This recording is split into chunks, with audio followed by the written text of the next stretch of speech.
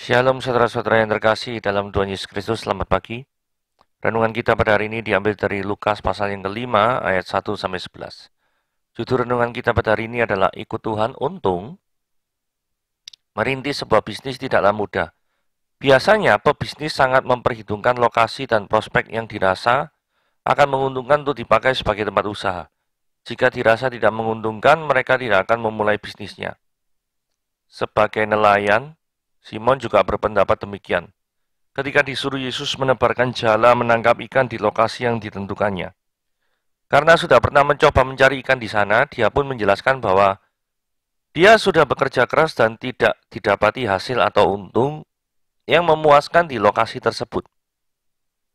Menariknya, sekalipun rasanya sia-sia untuk menaati suruhan Yesus, Simon dan teman-temannya belajar melakukannya sampai mereka secara langsung melihat ada sejumlah besar ikan yang ditangkap, bahkan sampai jala mereka koyak di ayat 6.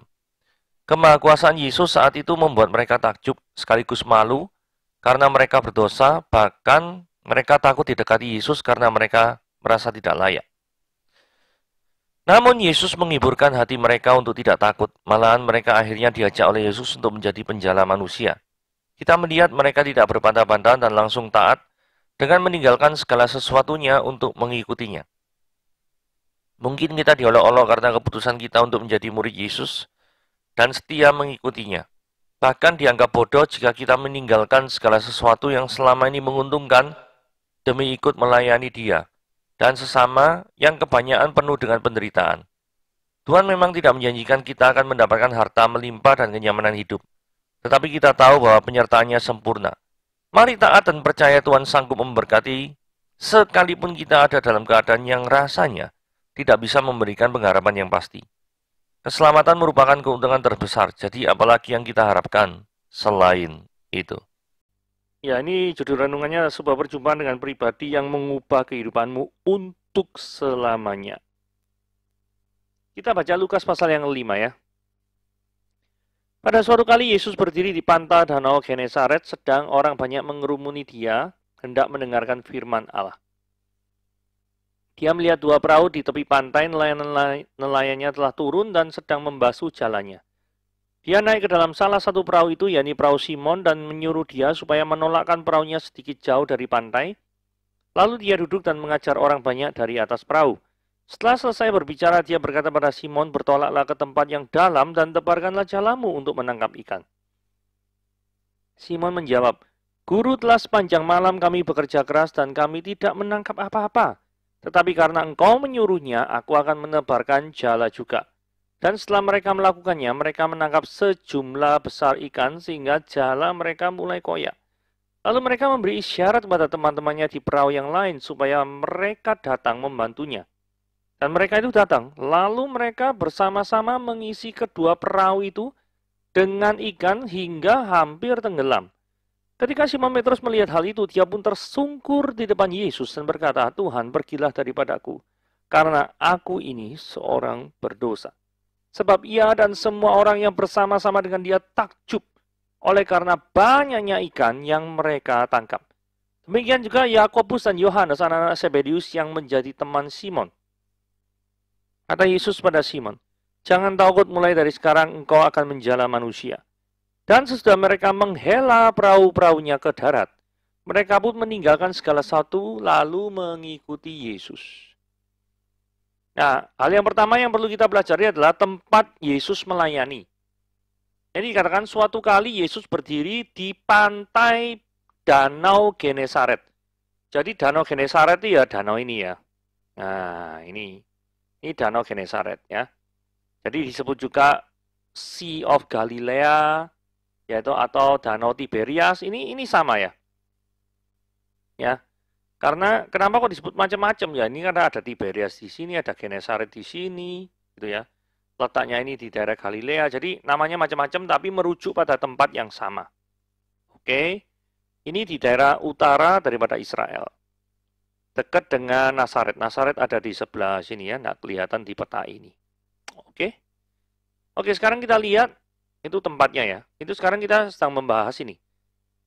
Sedang orang banyak mengerumuni dia, hendak mendengarkan firman Allah. Ini menarik ya. Ada orang datang untuk mendengarkan ajaran Yesus. Banyak. Tapi sebenarnya apa yang mereka cari? Ini penting ya. Perlu kita renungkan. Ketika kita datang kepada Tuhan, apakah memang benar kita mencari Dia dengan segenap hati kita? Atau kalau ada maunya saja, kita barusan mendekat kepada Tuhan? Nah, bagaimana caranya memeriksa apakah kita datang kepada Tuhan itu tulus atau tidak? Ada satu cara ya, paling tidak ya. Ketika kita mau menerima kehendak Tuhan yang terjadi atas hidup kita, sekalipun bertentangan dengan apa yang kita mau. Nah, kalau itu yang terjadi, berarti kita tuh tulus mencari Tuhan. Tapi, kalau ketika kita sudah mencari Tuhan, dan ternyata Tuhan bisa berkehendak lain, terus kemudian kita bersungut-sungut, ya toh, marah, berarti kita memiliki hati yang tidak siap untuk menerima keputusan yang daripada Tuhan. Berarti kita kurang mempercayakan hidup kita kepada Tuhan. Karena kita tahu keputusan Tuhan itu adalah yang terbaik. Ya, keputusan Tuhan itu adalah yang terbaik. Bagi kita, menurut kita, keputusan Tuhan bukan yang terbaik. Nah, kalau seperti itu berarti kita tidak mau menundukkan diri di hadapan kekuasaan Tuhan. Nah, kalau seperti itu berarti apa? Datang mencari Tuhan itu sebenarnya apa? Untuk memuaskan keinginan pribadinya. Kalau misalnya keinginan pribadinya itu tidak Tuhan turutin, maka dia akan ngambek dan tidak akan meninggalkan Tuhan dan tidak memiliki kerinduan untuk mencari Dia lagi. Saudara, mari kita mengkoreksi daripada setiap motivasi kita ketika mendengarkan firman Tuhan, ketika mencari Tuhan, itu seperti apa. Hal yang berikutnya adalah kecewa karena tidak berhasil. Dia melihat dua perahu di tepi pantai, nelayan-nelayannya telah turun dan sedang membasuh jalannya. Ini pasti ada perasaan kecewa ya dari para nelayan ya, karena menurut ayat yang kelima, mereka tuh tidak mendapatkan apa-apa semalam. Coba kita lihat jawaban Simon ya. Guru, telah sepanjang malam kami bekerja keras dan kami tidak menangkap apa-apa. Saudara, kalau Anda sudah bekerja tapi hasilnya nol, pasti atasan tidak mau tahu dan Anda dianggap tidak bekerja. Nah, seperti ini. Ini kalau misalkan ada bosnya Simon, mungkin mikir, loh, semalam itu tidur dah kamu tuh. Ketiduran di laut dah. Kok nggak bisa nangkep apa-apa, ini gak masuk akal gitu loh. Tapi nyatanya itu yang terjadi. Nah, setiap daripada kita itu pasti ingin berhasil. Tapi terkadang Tuhan izinkan kita tuh tidak berhasil. Ya, biasanya para nelayan ini termasuk Simon mendapatkan ikan banyak. Tapi kali ini Tuhan izinkan tidak dapat sama sekali. Suatu kondisi yang tidak menyenangkan, kan? Suatu kondisi yang sangat-sangat menyesakkan hati. Ini kondisi yang sangat menguras secara emosional. Menurut saya seperti itu. Saya coba menempatkan diri saya seperti nelayan itu ya. Yang kemudian ketika Yesus datang gitu ya, lalu dia tuh duduk dan ngajar orang banyak dari atas perahu. Bayangkan ya, sudah secara emosional itu lelah. Secara pikiran juga lelah. Malah Yesus mengajar para nelayan itu dan orang banyak lainnya. Saudara, saya kok punya keyakinan. Orang banyak ini walaupun memiliki kelelahan, mereka telah habis kerja, tapi mereka tetap memiliki kerinduan untuk mendengarkan firman Tuhan. Ya. Dan ngomong-ngomong tentang pengajaran itu sangat penting ya dalam teologi Kristen ya. Karena tanpa pengajaran, iman itu jadi buta. Kalau iman itu buta, maka akibatnya asal percaya saja. Tetapi tidak tahu apa atau siapa yang dipercayai. Nah, ini akan menjadi yang namanya fanatisme buta. Itulah sebabnya Yesus membuat mereka tidak mendapatkan hasil apa-apa.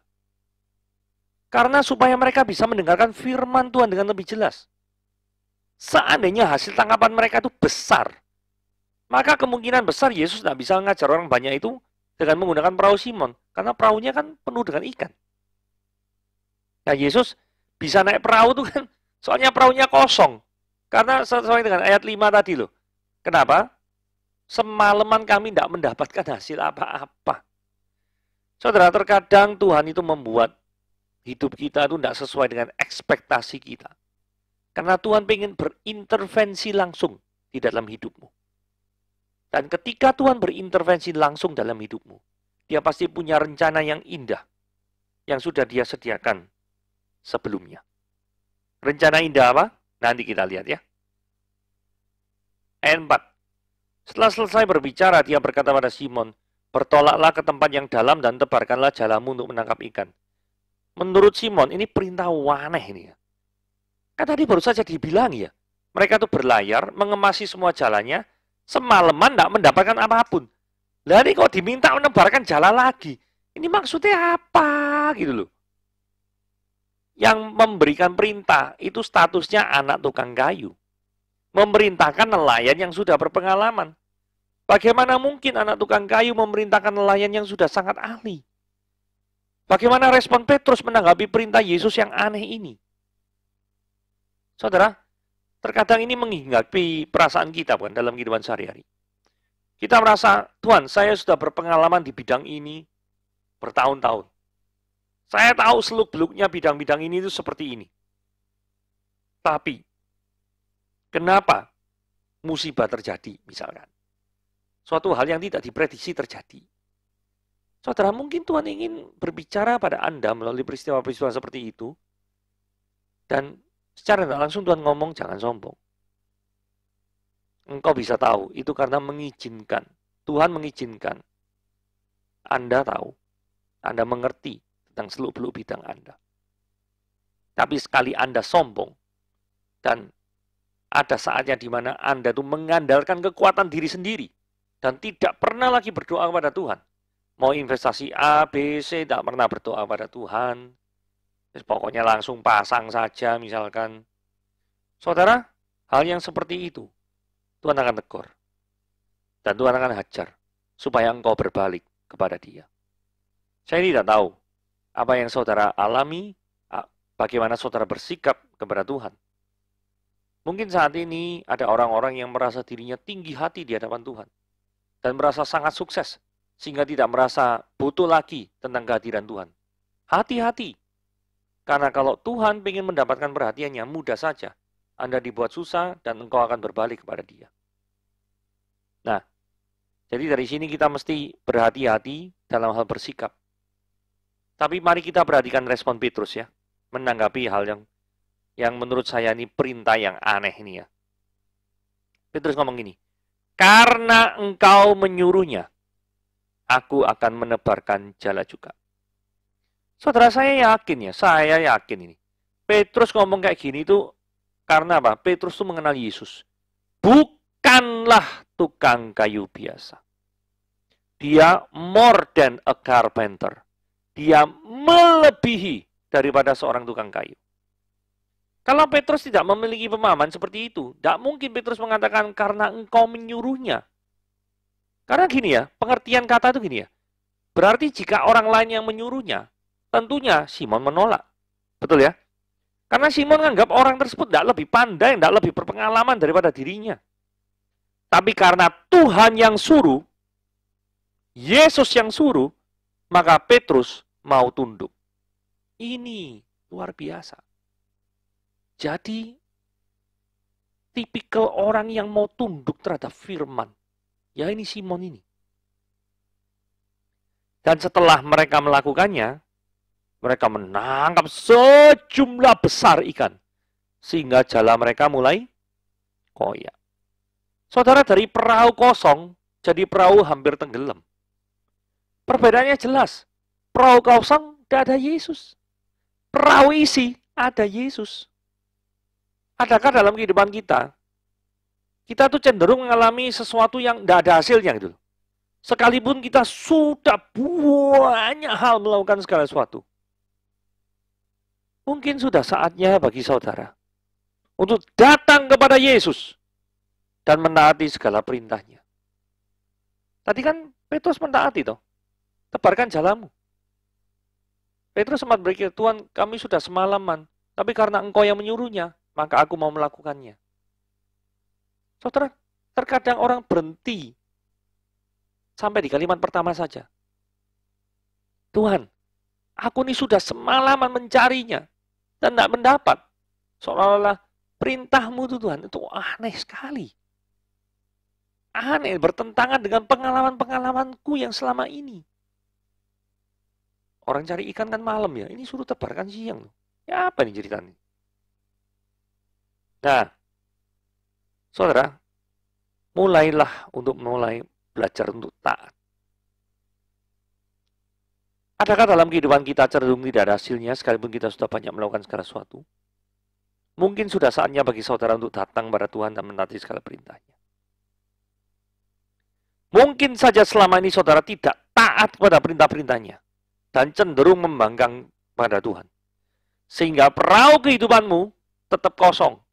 Anda berlayar di 7 samudra sekalipun tidak menghasilkan apapun. Kenapa? Karena tidak ada Tuhan di dalam perahu kehidupanmu. Mari kita lihat ayat 8 dan 9 ya.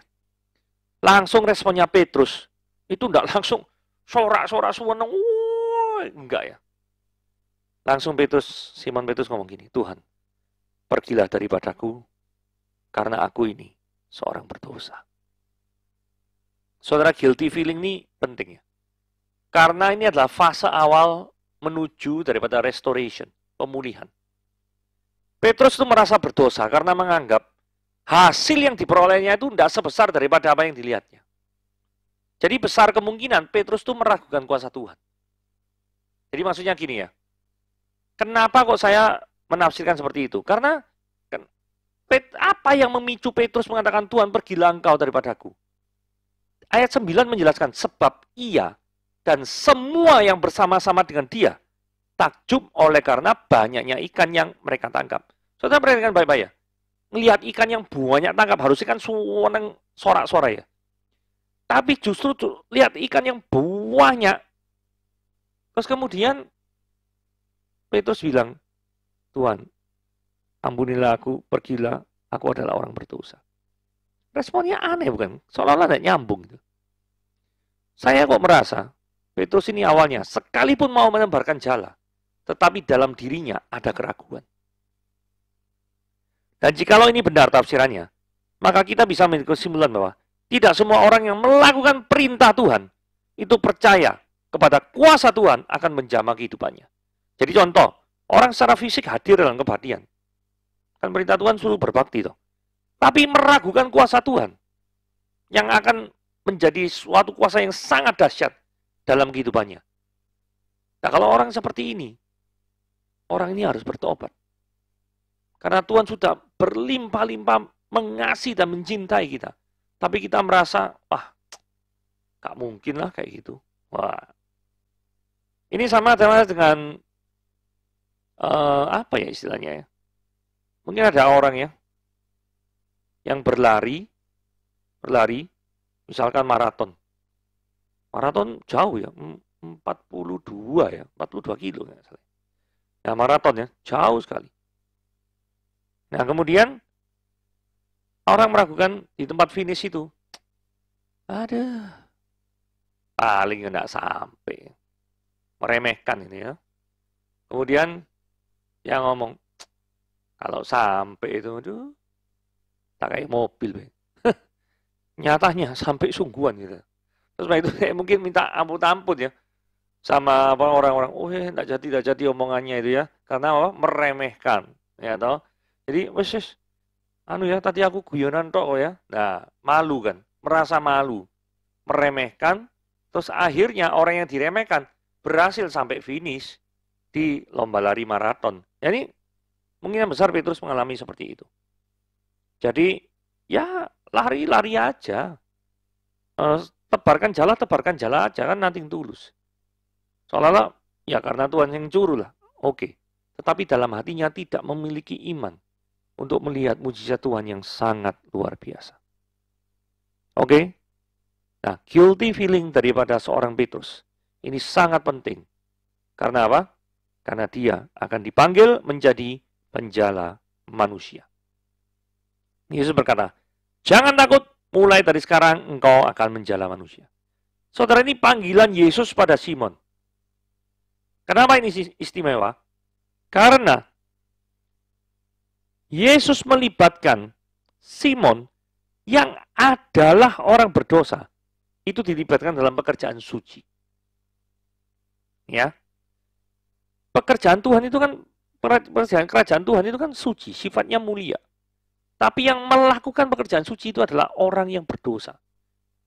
Ini luar biasa. Artinya Tuhan memberikan kesempatan pada orang yang dulunya melukai hatinya, meragukannya, tidak menganggap dia sebagaimana mestinya sebagai Tuhan.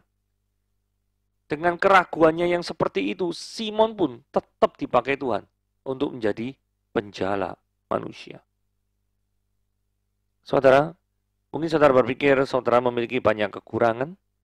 Saudara mungkin berpikir bahwa saya ini adalah orang berdosa, tidak layak untuk kerajaan Tuhan. Hidup saya sangat kotor, penuh dengan noda hitam. Saudara, tidak ada penghapus yang terlalu sulit untuk menghapus daripada noda-noda hitammu. Kalau penghapus itu berada di tangan yang benar, yaitu Tuhan sendiri. Dia akan membuat kamu menjadi putih seperti salju. Yang dosamu merah seperti kirmisi, akan menjadi putih seperti bulu domba. Saudara, Tuhan bisa membuat hal itu terjadi. Tuhan memanggil Simon, orang yang berdosa, untuk dilibatkan dalam pelayanan. Saudara, panggilan Tuhan kepada seorang itu tidak dapat ditolak. Akan ada suara yang terus-menerus menggedor pintu hatimu ya, untuk berjalan sesuai dengan kehendak Tuhan. Saudara, tidak bisa lari dari panggilan Tuhan. Sama seperti Yunus. Yunus itu mau lari daripada panggilan Tuhan, tapi Tuhan tidak bisa pakai paus, pakai cara apapun. Sampai akhirnya Yunus pun memberitakan firman. Bahkan Yunus itu adalah pengkhotbah yang paling nggak niat seluruh dunia. Karena cuma ngomong sama penduduk Niniwe, ini ya, puasa ya, 40 hari 40 malam. Kalau nggak gitu nanti Tuhan tunggang balikan kotamu. Nah, cuma gitu ngeloyor tinggal pergi. Dan dengan khotbah seperti itu, ini seluruh penduduknya puasa. Jangankan penduduknya, hewannya disuruh puasa sekali kok. Ini serius, nggak guyon ini. Jadi, Niniwe menerima pengampunan gara-gara khotbah yang gak niat dari Yunus itu. Nah, Tuhan bisa menggunakan macam-macam cara. Ketika Tuhan sudah panggil seseorang, seorang itu tidak bisa lari. Ikan yang mereka dapat ternyata ditinggalkan begitu saja. Saudara perhatikan baik-baik ayat 11 ya. Mereka pun meninggalkan segala sesuatu termasuk ikan itu, lalu mengikut Yesus. Kenapa kok ini saya soroti? Karena ada orang yang ngomong gini ya. Tadi kan kita bahas ya.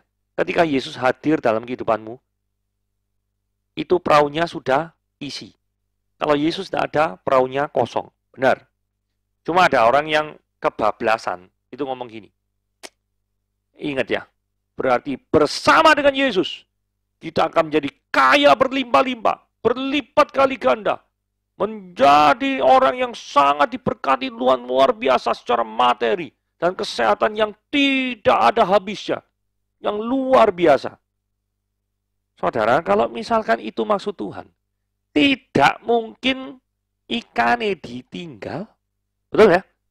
Konteks ini jelas ngomong, mereka, Yohanes, Yakobus, dan Petrus, itu ikut Yesus, bawa gondol hasilnya ikan tadi apa enggak?